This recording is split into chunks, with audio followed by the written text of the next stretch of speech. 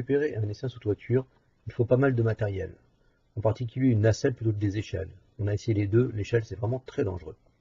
Sur la nacelle, il vous faudra un seau avec une corde de chantier qui vous permettra de monter et descendre les outils, mais aussi les rayons au fur et à mesure. Il faut d'abord commencer par enlever le bardage de la toiture proprement. Ensuite, il faut aspirer l'essaim en récupérant les rayons au fur et à mesure, de façon à préparer des cadres de couvain et de miel. Il faudra ensuite ouvrir l'aspirateur sur la ruche, puis refermer tout le monde et attendre 2 jours.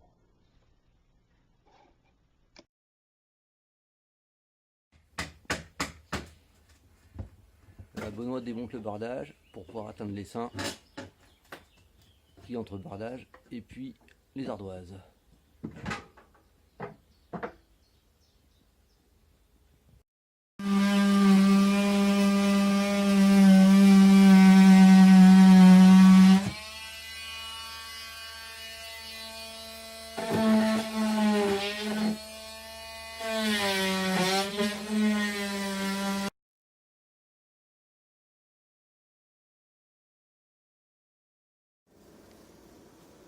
Voilà, l'essaim sous toiture. Il y a quand même du monde. Donc là on va retirer l'ensemble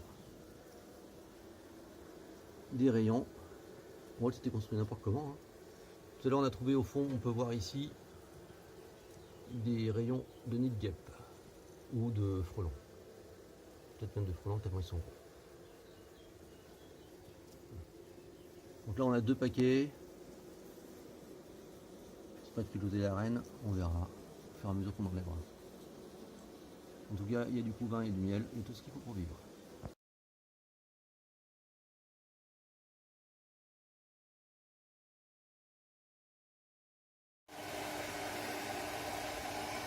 Donc là on aspire doucement. Bien sûr, pour aspirer, il faut un caisson entre l'aspirateur et le bout de votre tuyau, dans lequel resteront les abeilles. Des plans se trouvent très facilement sur internet. Je vous dis de faire très attention à la force de votre aspirateur. Nous, on a tellement fait attention à ça que finalement on était plutôt un petit peu faible. Voilà les essaims qu'on a aspirés.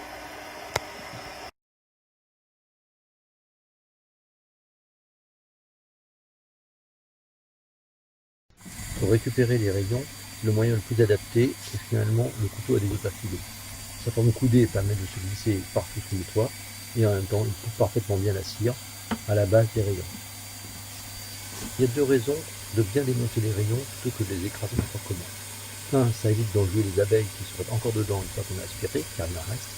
Et deuxièmement, cela permet de préparer des cadres de couvain et de miel que l'on mettra dans la ruche afin que l'essaim puisse redémarrer bien plus rapidement.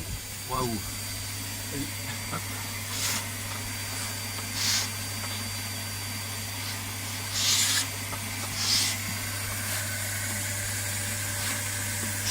Et elles sont bien, hein. Ah ouais, ça va, ouais, je mets dans la boîte, là, ça va. C'est pas mal. Je veux bien faire ça. Tu les cartons? Facile, ouais. Il n'y a rien.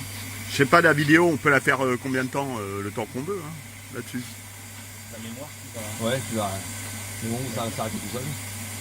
Ok. C'est quand t'as les cellules là. Là, on est limite en puissance, hein. Faire, c'est bien. Ouais, je suis à fond, ouais. Une fois les rayons descendus, on peut les mettre directement à décanter pour que le miel commence à s'écouler. Prévoir beaucoup de bacs, parce que tout ça prend beaucoup de place, c'est très volumineux un essaim une fois qu'il est descendu au sol. Les meilleurs morceaux seront gardés pour faire les cadres.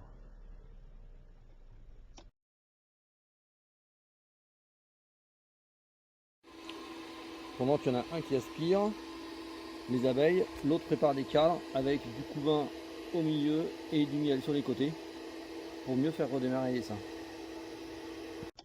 Pour la suite, c'est une classique récupération d'essaim. On va venir déverser le contenu de la boîte qui était avant l'aspirateur au-dessus d'un élément vide et on replacera les cadres préalablement préparés à l'intérieur avant de fermer la ruche par le haut. Les abeilles tombées sur le drap blanc à côté remonteront par la planche d'envol tranquillement rejoindre la reine si elle est dedans. Si elle n'est pas dedans, il faudra essayer de regrouper tout le monde. Bonne chance. 2 jours plus tard, on met la ruche à son emplacement définitif et c'est parti.